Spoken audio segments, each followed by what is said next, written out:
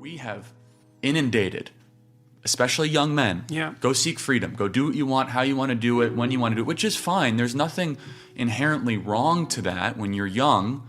But if you really want meaning, if you want satisfaction, if you want direction, it's the stuff that has consequence. It's family, it's work. That's exactly right. Freedom is. But we're not teaching young men that. No. Intentionally. That's the other thing I wanted to get to, but go ahead. Right. I think it's intentional. Well, I think it is too, because it's part and parcel of the idea that the productive activity of young men, and this also goes for the masculine, symbolically masculine activity of young women, by the way, but the productive activity of young men is indistinguishable from the force that gives rise to the crushing tyranny of the patriarchy.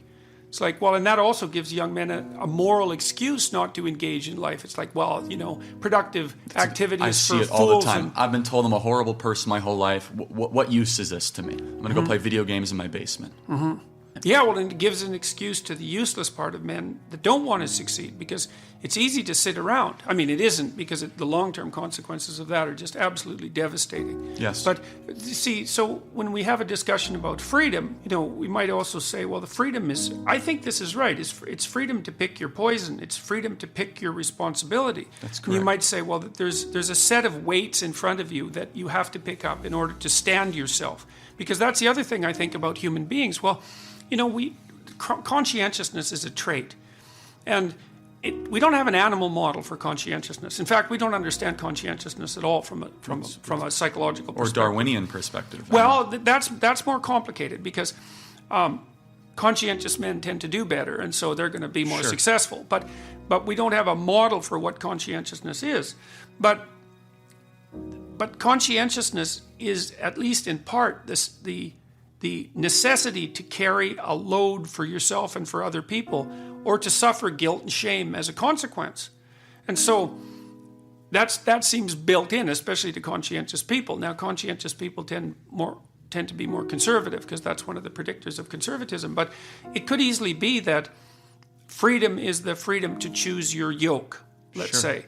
And then you choose the weight that you have to carry, so that you can justify your miserable existence to yourself, so that you can go to bed at the end of the night and you can think, look, I did what I needed to do to set things right today, and I don't have to carry the existential weight around of my failure and uselessness as a consequence. The existential psychologists in the 1950s who emerged out of the chaos of World War II were very much concentrated on the idea of existential guilt, that you owed being a ransom for your existence, and the way that you paid that ransom was to work for the betterment of being. I mean, it's a very ancient idea, but of course. But it is the one idea, I think, that gives people the self-respect, not self-esteem, the self-respect that's necessary to carry them through terrible times. When I'm asked, well, what has Jordan Peterson done for your members, people you know, I say, he has them to stop acting like Peter Pan.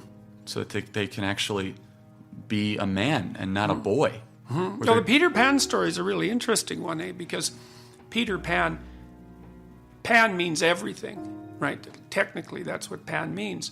And Peter Pan wants to be a child because a child can be anything, can be everything, right? So what you have in childhood is that a plethora of potential.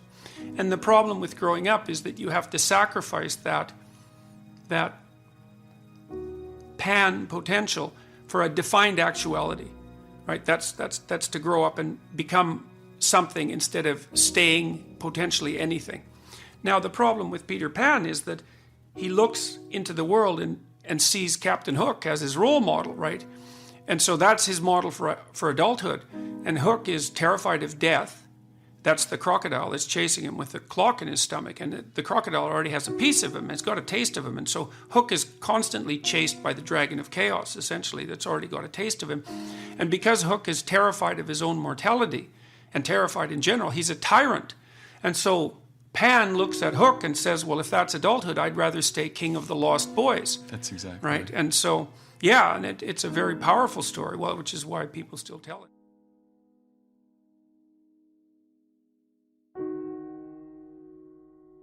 What's one piece of advice that you would have given your 16-year-old self?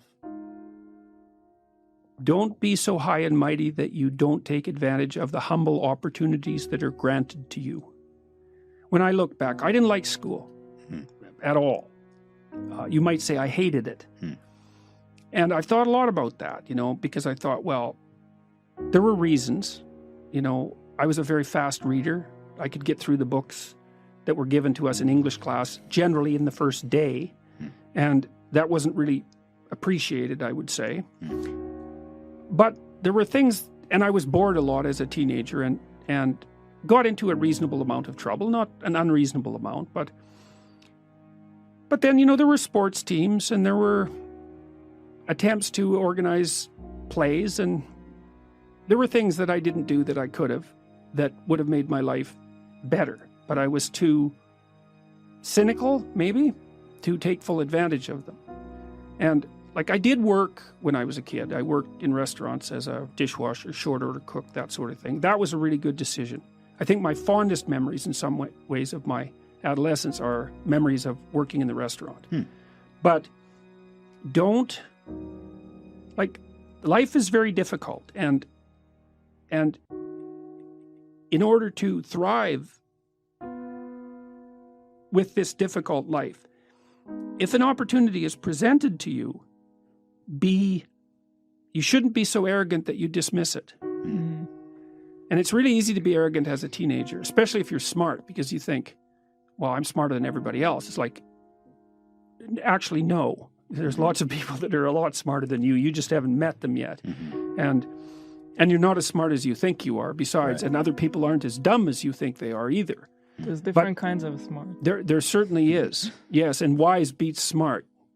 So I would say if you're 16 and your life isn't so happy, it's like, look around and see if there are opportunities that people are granting you, even imperfect opportunities, because they're going to be imperfect, that you could exploit, let's say, in the proper way and learn and grow. I had this teacher, Ada Paul. She's dead now. I really liked her in grade 4. She was an organist at the church. And when I was 14, 15, she offered to teach me how to play the organ. I, for a variety of reasons, wasn't really that into the idea. And so I kind of went, and then a couple of times I skipped it, and it just sort of fell apart, and which was pretty rude of me, obviously, because she went out of her way to offer this. And that's a good example, because it wasn't cool to play the organ. It wasn't cool to do I don't know what it was like when you grew up. When I grew up, it wasn't cool to do anything. She was a great teacher. I really liked Ada Paul. She was, and I betrayed her trust, It's like, that wasn't very bright. I think we all have memories like that as kids, Yeah. But I think that advice is good to even young adults, even to adults, really, to pause and appreciate the opportunities and the doors that are always open to them. Well, the experiences that are always available. Well, here's an idea. Yeah. So life is brutal. And what you have to set against that is possibility. And you might say, well, life is so brutal that you have to utilize all the possibility that comes your way. So an opportunity manifests itself and you turn it down. You ignore it, you let it drift away. It's like, that's one thing that you had against the horror of existence that you let go of. You let go of 10 of those things, man. You're on the street. Right. And it's no fun there. And it doesn't get better. And so there is a possibility that if you utilized all the possibility that was offered to you, that your life would be straight and clean and engaging and acceptable and positive. And that's worth finding out if that's the case, because it might be true.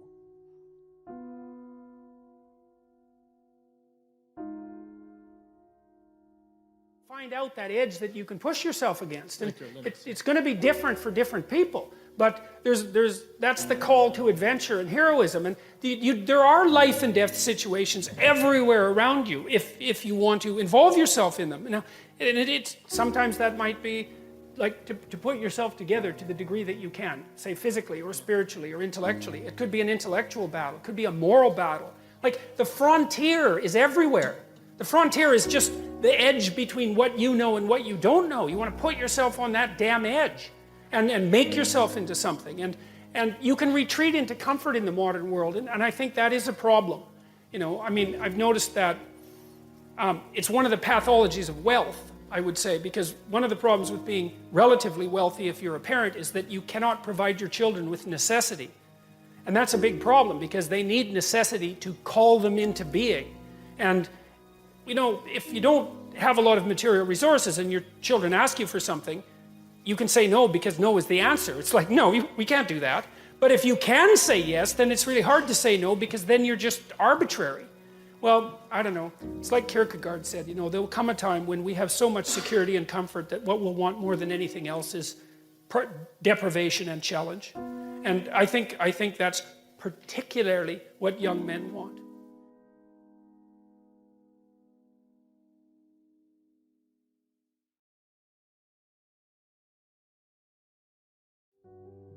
We tend to think of meaning as something that people create as a secondary consequence through thinking or through philosophy or something like that. And when we think that, it's easy to criticize it. It's easy to become cynical about it. It's easy to lose faith in it. But when you understand that it actually is a much deeper phenomenon than that, and that the cognitive elements, the philosophical elements, are sort of like, well, they're like the fronds on the top of the pond on a plant system that has unbelievably deep roots that go way down into the water. There's something about that that's much firmer and more solid. And I think the evidence that meaning is an instinct, a deep, deep instinct, is overwhelming. I don't think that popular knowledge has caught up with that. I mean, the research it's not new, but it's been done, I would say, in the main in the last 30 years or so, and mostly by psychobiologists, like people who are really on the hard science end of psychology. And their work is difficult. It's technically difficult. It involves a lot of neurobiology, neuroanatomy, psychopharmacology. It's hard work. It's hard going, but it's unbelievably useful. Do what is meaningful, not what is expedient. Because meaning is an instinct. And meaning is the instinct that guides you in life across the totality of life, right? What's expedient, that's what you might want to do right now in an impulsive sense, right? Because you're driven forward by, anger or anxiety or frustration or disappointment or despair, some sort of one-eyed motivational monster that's got you in its grip that really isn't considering everything at once, right? Like considering your life tomorrow or your life next week or your family's life or maybe even your well-being half an hour from now, because you lash out in anger, and you can people do that. It's understandable. Sometimes it's even necessary, but it's not wise generally. And the instinct for meaning seems to be a consequence of the integration of all of those underlying motivations and emotions with social being, and then the manifestation of something like the proper pathway forward. And you need that because you need to know how to move forward in life, because you need to move forward in life. You need to act in life. And the other thing that's, I suppose, part and parcel of, let's say, 12 rules for life is the insistence upon action as of primary import. We're not fundamentally creatures who passively perceive the objective world. That's not the goal of our perceptual systems. It's not the goal of our memory. The reason that you have memories isn't to remember the past.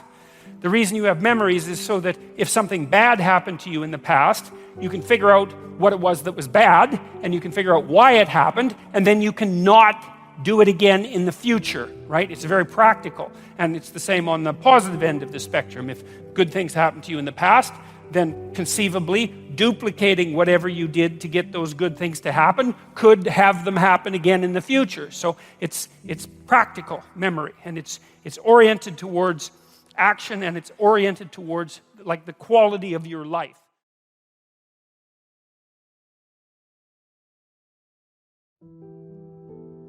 So you need that instinct for meaning too. So, and we should get this real straight. Why do you need it?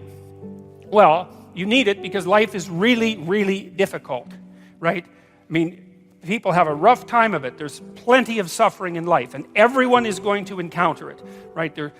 You learn this as a clinical psychologist, and you know this generally, unless you're an extraordinarily fortunate person.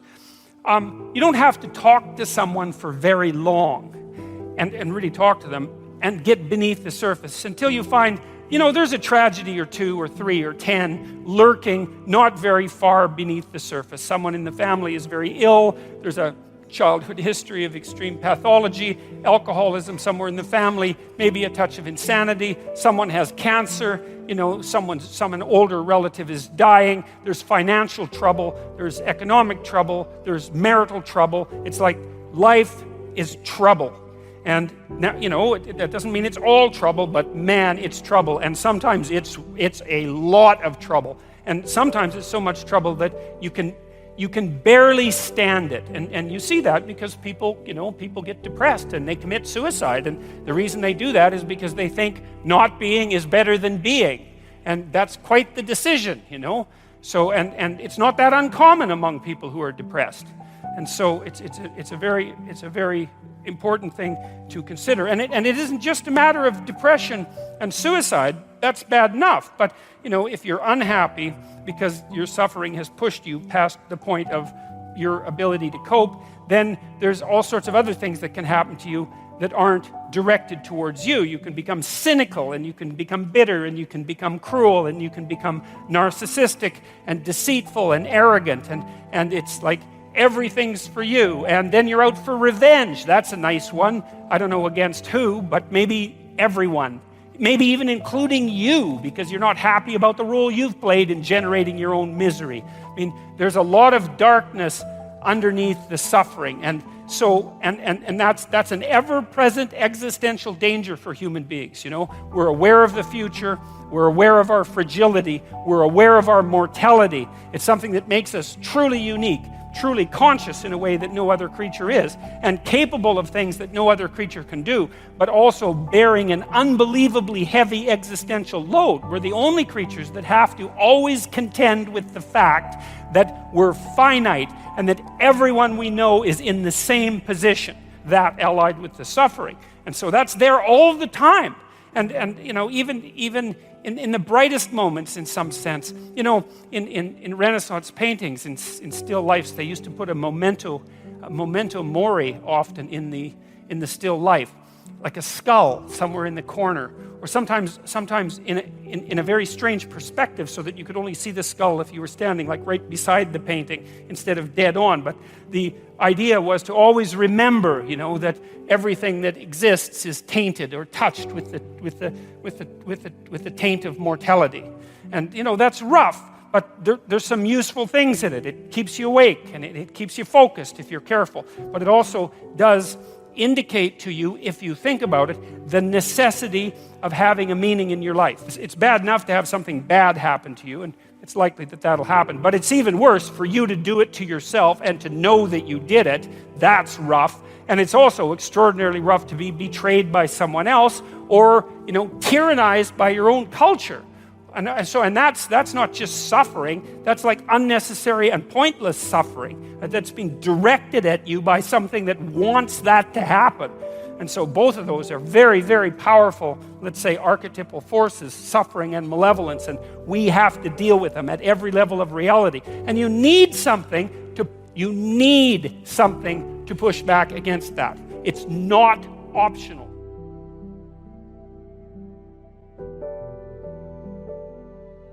I've read the accounts and the actions of people who've taken a very vicious turn into the darkest parts of the underworld, consequence of their resentment and their malevolence, and then their desire to make everything in the world suffer for the outrage of its existence, man. I mean, that's how we turn things into hell. If you want to know why totalitarian states take the brutal twists they take, and why people are motivated to do the absolutely terrible things that they do, well, that's why, is that the suffering and the malevolence that's intrinsic to life overwhelms them, and they turn in a very bad direction, and then they make everything that's already bad way worse, and we're very, very inventive at such things. And so that's not good, unless that's the path you want. That's a bad idea. You need an alternative, and that's meaning.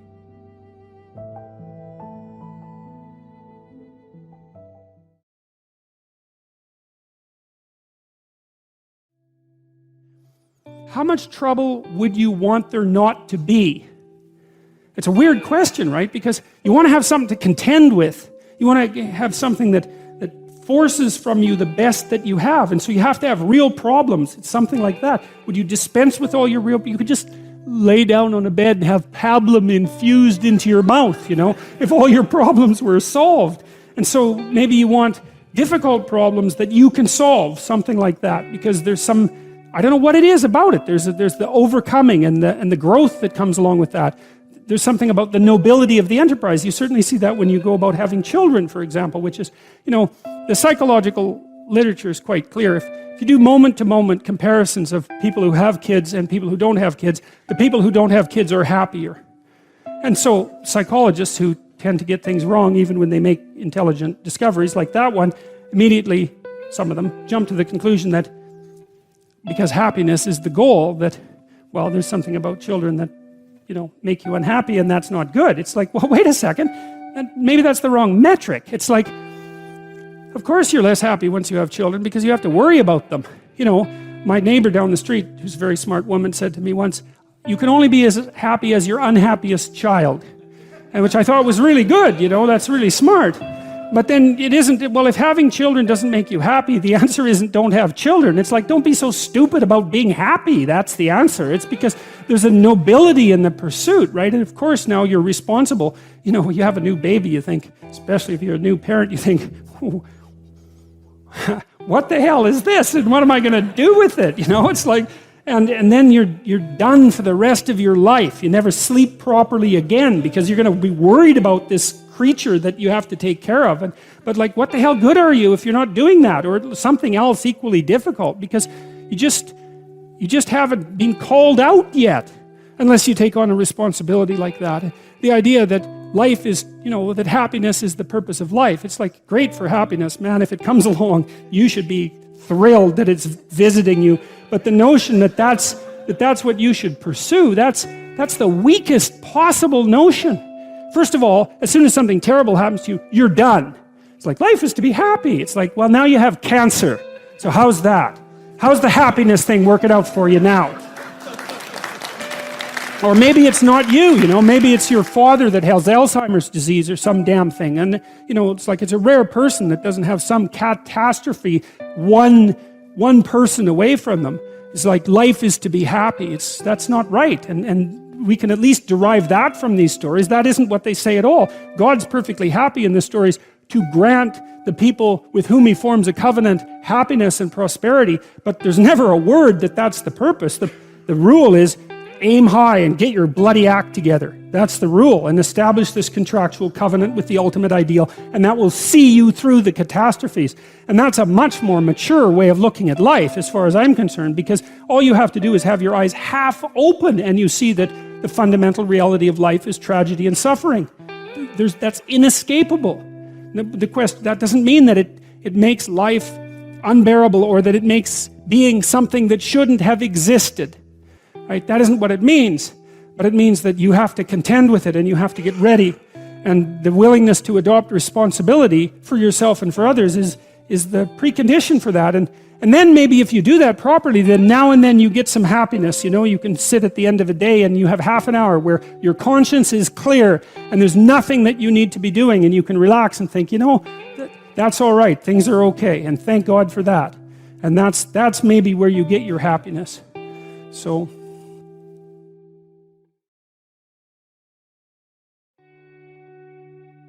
it's sort of predicated on the idea that life is for happiness. And I don't think that's right. And I don't think that's how people experience life. And I might be wrong.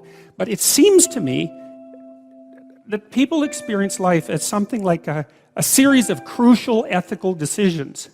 It's something like that. I mean, I just can't imagine, and maybe I'm being naive about this, but I can't imagine another being that's like me in most senses, that isn't constantly wrestling in some sense with what the next proper thing to do is. It's not like it's obvious. It's not bloody obvious. And it doesn't mean you'll do the right thing, because you don't lots of times. And you know that by your own judgment, right? Because you're making mistakes all the time. Sometimes you don't know what you're doing, and maybe it's a mistake and maybe it isn't.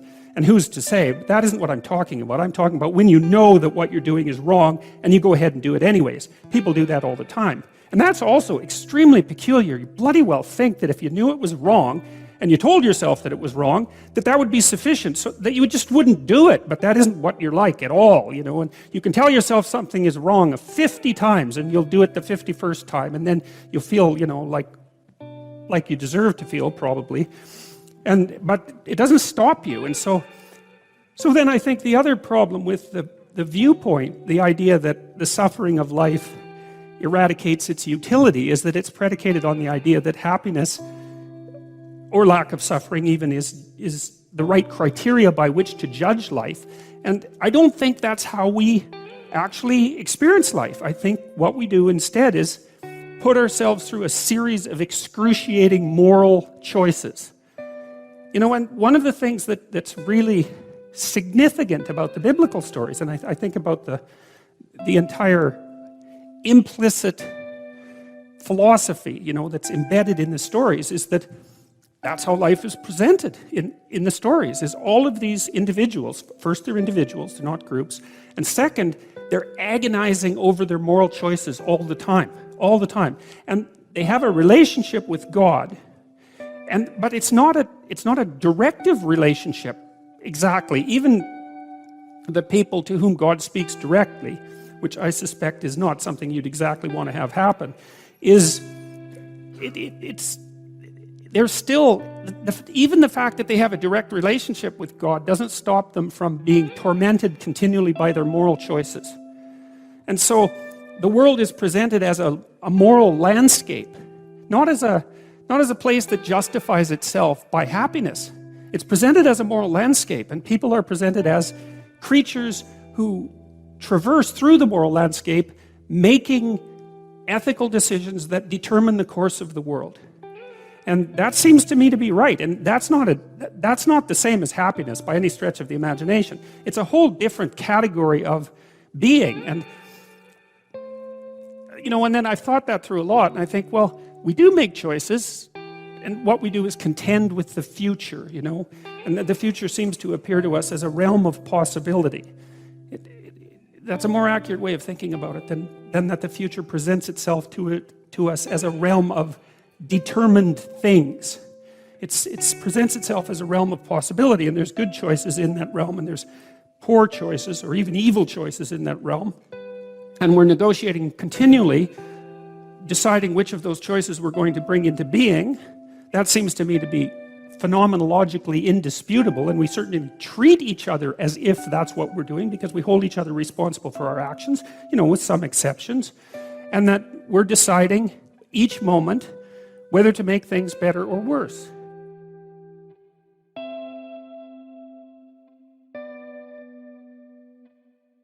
There's a profound anti-human ethos, I think, that pervades our culture, that considers human beings cancers on the planet, something like that, and that there should be less of us. It's the same spirit that motivated the guy who wrote the book about it better to have never been. And it's like, I don't see it that way, I think people do pretty well for having their leg caught in a bear trap and their head caught in a vice. They're actually doing pretty well, because life is really hard, and the fact that we're not absolutely brutal and murderous all the time is really something remarkable, given what we actually have to contend with, that we can go out of our way to be honest and generous and altruistic and to care for each other under unbelievably dire circumstances, and to act nobly sometimes under the most trying conditions. In Solzhenitsyn's Gulag Archipelago, he tells story after story of people who acted abysmally, but also people who, under the worst threats imaginable, never sacrificed their character.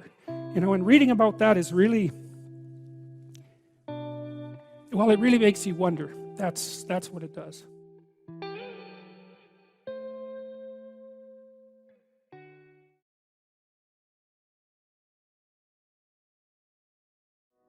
Perception is very, very tightly related to action, to movement forward, and to emotion. And those things are very important to know. They're very tightly associated. So, for example, you live in a map, let's say, or a story, and the story is wherever I am isn't as good as it could be, and so I'm going to go somewhere that's somewhat better. And that can be of different time frames. Maybe you've got a plan for the next minute. You know, you're hungry, and so you want to go somewhere to eat, or maybe it could be for the next hour, or the next week, or the next day, or the next year, or whatever. But basically what you're trying to do is take where you are, point A, and make it better, point B. And so you're always somewhere that isn't quite as good as it should be, and you're always going somewhere that's somewhat better. At least that's the hope. Unless things have gone wrong, you know, and you feel, God, it's nothing but downhill from here on in. And that's not good. You don't want that. That's a pathological condition. So, and it's kind of unfortunate in some sense because it means you can't be satisfied with what you've got. But how the hell can you be satisfied with what you've got? Because you've got problems coming your way. You know, I mean, even if everything's okay right now, which it probably isn't, but even if it was, that doesn't mean everything's going to be okay tomorrow or next week or next year or 5 years from now, right? You've got the future to take care of and your future self, and you've got your family to take care of, and maybe you've got your community to take care of. So you've got some problems. And so the way things are isn't good enough. And so you're going to fix them a bit. And so then you fix them across different levels of resolution. And you do this, you do this technically in this manner. So you identify where you are. One thing you might think about is if you're mixed up, one of the problems you might have is that you don't know where you are. Lots of times people have to go to therapy or talk for a long time to someone to find out where they are, because your experience might have scattered you everywhere, and you feel that that you've come apart at the seams, right? That things have fallen apart around you, that you're in chaos. You don't know where you are, and so then you're in trouble, because how the hell are you going to plot a course forward into the future if you don't know where you are? And so maybe you have to bring yourself up to date. I have an exercise online, by the way, at a place called Self-Authoring, which is called the Past Authoring Exercise, fittingly enough. And what it asks you to do is to write an autobiography. It's a guided autobiography, and it can kind of bring you up to date. And you can know if you need to be brought up to date. It's fairly straightforward. If you're obsessed by memories of the past, more than 18 months old, and most of those are negative, so anxiety-provoking most often, then there's a lot of you that's stuck in the past. And what that means is you didn't map the territory well enough, and the parts of your brain that are alarm systems, anxiety systems, are saying, no, there's holes in the way you're looking at the world. There's holes in the way that you're looking in the world. And you fell in them once, and you don't know where they are, and you don't know how to fill them, and you don't know how to walk around them, and so you can't forget them, you can't forget them, you can't forget them, you can't forget them. So you have recurring nightmares, for example, are a good example of that sort of thing happening. But in any case, if you have memories like that, you remember them, they make you feel anxious and negative, you're stuck back there. Your body is still reacting as if there's an emergency that could happen again that you haven't fixed. And it doesn't matter if it was your fault. That's irrelevant, because the alarm system doesn't care. Like when your smoke detector goes off, it isn't relevant whether it was your fault. The smoke detector just says house is on fire, and that's a bad thing. And your anxiety systems are like that. If they're tagging old memories with anxiety, then you have to do something about it, or you will be tortured by those memories forever, because that's how the alarm system works. And so maybe you need to go back there and clean things up. You got to figure out, okay, well, how did this happen? What sort of role did I play? Even if it's a minor role, that doesn't matter, because the point is that you don't want to be put in the same vulnerable position again. So anything you can do to strengthen yourself is good. You know, and often if it's a really old memory, like maybe you were a child, you're not a child now. So you probably have a variety of techniques at hand that you could use to deal with a situation like that if it came up now. And so you have to update that part of your brain that still thinks you're 4.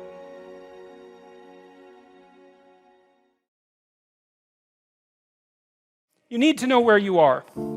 So let's say where you are is, well, you're on this stage, and you're on this side of the stage, and you decide that you're going to go over to that side of the stage, just to show that you can. And you're making the decision, the same decision that, you know, the famous chicken who is going to cross the road. Why does the chicken cross the road? Well, if it's a sensible chicken, it's because it assumes that there's something better on the other side of the road. It's like, or maybe it's random curiosity, but then it just gets picked off by a dingo or a coyote, so that's not so good. The other side of the road is better, so away the chicken goes. So that's what you're doing. You're going somewhere slightly better. And so that's good. Technically, it's good. Because the way that your positive emotion systems work, they run on a neurochemical called dopamine, which, by the way, is the neurochemical system that drugs like cocaine and methamphetamine and alcohol for some people and opiates affect dramatically and make people feel far better than they should, which is part of their danger. It's a very fundamental system. The dopamine system kicks in with a kick of positive emotion if you're going somewhere that's worth going. And so that's worth knowing. It's really worth knowing. It's like, okay, you want a little bit of positivity in your life. Well, how do you get it? Well, you got to get the system. It's almost it's the left hemisphere system for most people. Not that that's particularly relevant, but it is a standalone neurochemical system. It's rooted very, very deeply in the brain's exploratory circuitry. So very ancient system. And it's happy when you have somewhere to go. That's the first thing. And then it's also happy when you're going there.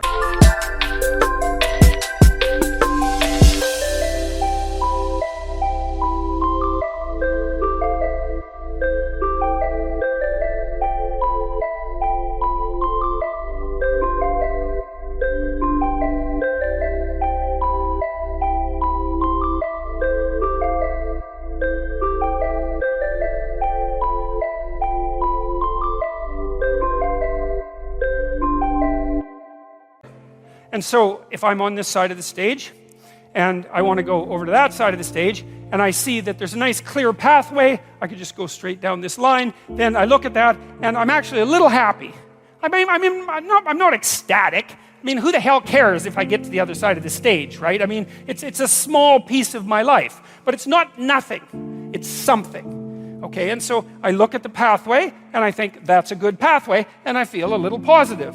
And then if I move here, and then I see that little table right in the way between me and the other side of the stage, then I feel a little negative because I don't want an obstacle in my pathway. And so that's really how you're looking at the world, by the way. You don't see objects.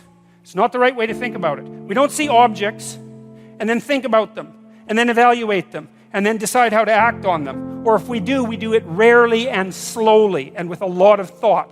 What we see instead are pathways with tools that will move us forward, or obstacles, right? And there's no obstacles here, and there's a nice flat road, and so great. Positive emotion. This is a task I can undertake. The sailing is clear. It's a good day. And then I'm here, and it's like, yeah, well, that's a little annoying.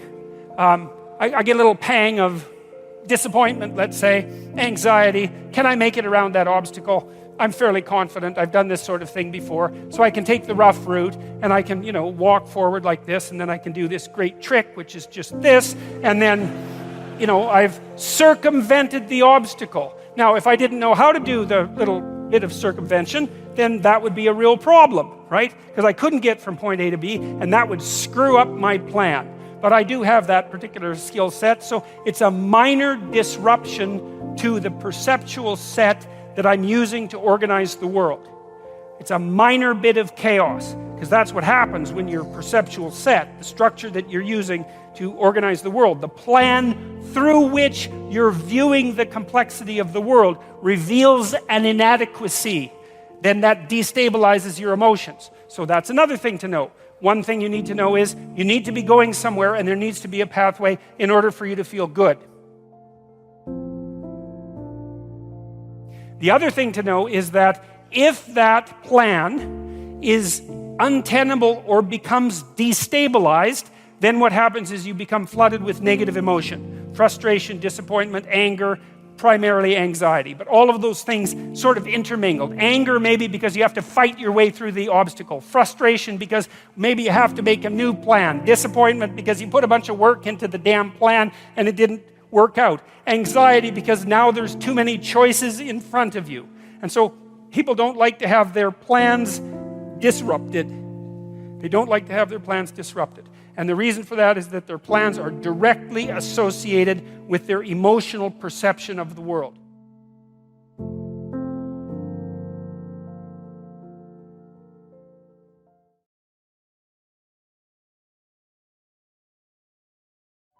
It's easy to become bitter about life and to become angry because, of course, life is difficult and it's full of disappointments. And people are also subject to betrayal on the part of themselves and on the part of people that hypothetically care for them. And so it's easy to get bitter and to be resentful. And resentment is a very useful emotion, even though I think it's one of the most damaging emotions if it's not dealt with properly. So if you're resentful, it basically means only one of two things. It either means you should grow up and quit whining and get on with your life, or it means that you're being subject to tyrannical forces of one form or another, maybe emanating from you, maybe a consequence of the natural environment, maybe a consequence of society. You're being subject to tyrannical forces, and you're not putting your own best interests forward, like in that broader sense that I described. And I don't mean your selfish, narrow interests that only serve the purposes of instantaneous gratification. I mean your own best interests in terms of developing your character over the span of your life. If you're resentful, it either means that you're immature and that you should grow the hell up. And so you need to figure out how much of your resentment is that, and maybe allied with the desire to find other things or people to blame. But the other possible option is that you have something to say or do, right? Because you're in a situation where you're violating your own internal ethical standards, and you're being required, pressured, let's say things you don't believe or to do things that you believe to be wrong. And you need to start to strategize and plan how you can rectify that so that you can say what you mean. Like if you're negotiating with a marital partner, for example, and there are issues in your marriage that aren't making you happy, well, the first thing is you have to take note of that, right? To see that you're actually unhappy. The second is that you have to be willing to engage in a certain amount of conflict, because in order to sort out what's disturbing you, you're going to have to lay your concerns out on the table and say, well, look, this is bothering me. You don't have to say, well, I'm right and you're wrong and you have to fix this. You have to say, well, I've noticed that this pattern of interaction or lack of interaction, say, in our relationship is making me resentful and angry. And the danger of that, of course, is you're going to take it out on yourself and your partner. The danger is passive aggressiveness. You're not going to respond to your partner positively when they do something good if you're resentful about them.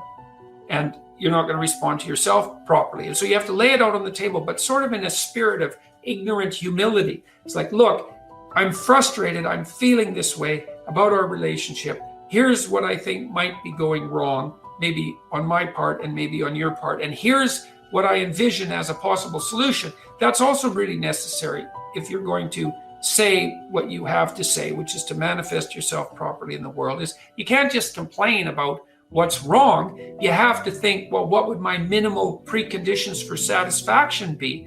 You have to offer that to the person that you're negotiating with.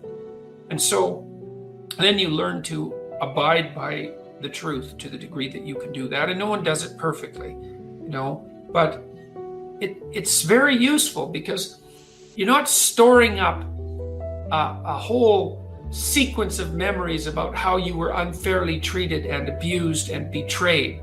Instead, you're trying to stay on top of it and to note your unhappiness and dissatisfaction when it manifests itself, and to accept that that's the case, and then to analyze that to see if it's your problem, like I said, with regards to maturity, or if it indicates that there's an injustice in the manner in which you and the world are interacting, and then to work to set that right, even in small ways. And so it's a matter of characterological development, and that makes you stronger over time.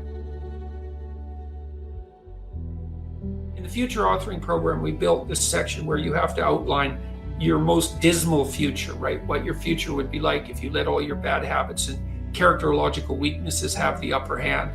And the reason we did this is because you can't straighten yourself out merely as a consequence of hope.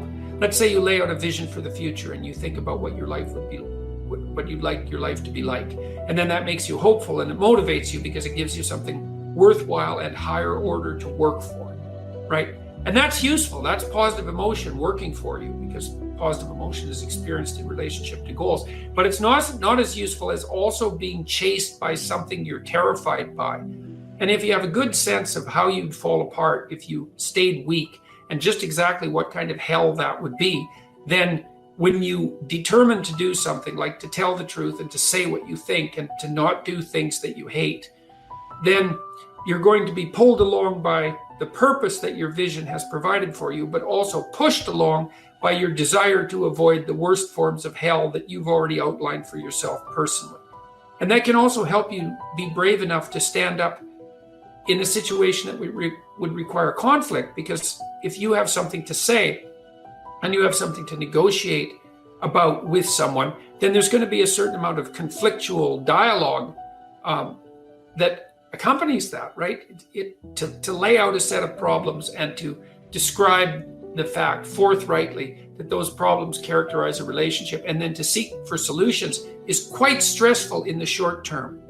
And it's really easy to avoid. And so people avoid it all the time. And then they store up grievances across the span of their relationships. And eventually the grievances mount to the point where they return in monstrous form and just eat everything up. That's where you get divorces, or that's where you explode at your boss and end up fired, or that's where you develop high blood pressure over 15 years because you can't stand all the accumulated monsters in your closet, and you drink yourself into oblivion because you can't stand your life. That's all, very counterproductive. But it's easy to avoid that necessary conflict on a moment-to-moment basis because it's very stressful to speak forthrightly about genuine conflicts, especially when you're dealing with important parts of your life. But otherwise you don't straighten them out, and then you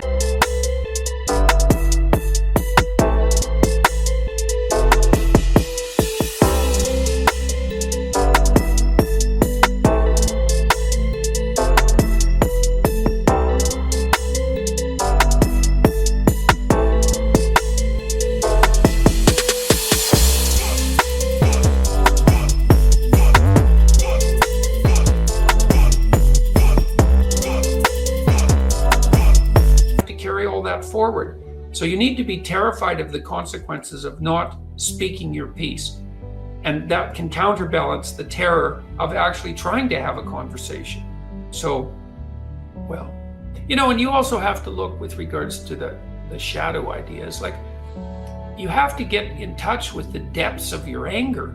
Lots of people are resentful about all sorts of things. They're resentful about, women, and they're resentful about men, and they're resentful about the patriarchy, and they're resentful about the left wing, and they're resentful about the right wing, and they're resentful about politicians, and they're resentful about the cataclysmic force of nature and its ability to make people sick and suffer, and they're resentful about their own inadequacies and about their bad parenting, and God, the list is just bloody endless, and that can make you very, very angry. And that's part of that resentment. And cynical and bitter and dark and full of fantasies about destruction and the desire to bring things down and the wish that everyone else suffered and the desire to shake your fist at God. And all of that's really dark. Jung said, the human shadow extends all the way down to hell. And he really meant that, because all the terrible things that people are motivated to do are associated with that shadow domain. And none of you are saints in any likelihood. You have a terrible capacity for destructiveness. And when you start to consult your resentment and to see how angry you are, it can terrify you to see the depths of that anger. Sometimes that'll manifest itself in very destructive fantasies, which you might not want to become conscious of because they're so brutal, let's say, and so aggressive that you can't even believe that you generate them, the nice person that's you. So it's quite frightening to open that door and see all that, and that also associates you with the entire dark shadow of mankind, right? The satanic element of the human character. But it opens the door to understanding as well, to understanding how people can do terrible things, because you can see yourself as one of the people who can do terrible things. That's really useful, because then maybe you start to be motivated to be the sort of person who wouldn't do terrible things. It also is in perverse sense, it's also a discovery of your own strength, though, because, if you have that desire for aggression, that desire for destruction, and that ability to fantasize in that aggressive manner. It also means that you can incorporate some of that into your speech and into your actions so that you're a lot more immovable, right? And a lot more of a force to contend with. It can give you some respect for yourself when you realize that you're a force of destruction as well as creation. And then you're also more likely to treat yourself with a bit more intelligent caution, to know that part of you is a ticking bomb in some sense that could go off. And so you tread a bit more lightly around yourself, and maybe you encourage people to tread a bit more lightly around you as well, which isn't such a bad thing. And all the people that I really admire, that I know, have a clearly dangerous side, and you don't want to have that activated any more than necessary. But it's also what makes them respectable and strong, especially if they have that under control. So, that's a bit of a dialogue about shadow integration. It's a very challenging undertaking, to pull in that dark side of your character. And that would be all the things that you've repressed or failed to develop as a consequence of trying to be a harmless and, let's say a harmless citizen who looks virtuous on the surface. That's the Jungian persona. And you need that because everybody needs a mask that they wear in public, like a suit, so that we can tolerate seeing each other on the street. We don't have to look right into our depths every time we interact. We need that persona, but that has to be transcended. And the way to transcend that is to integrate the darker parts of the character.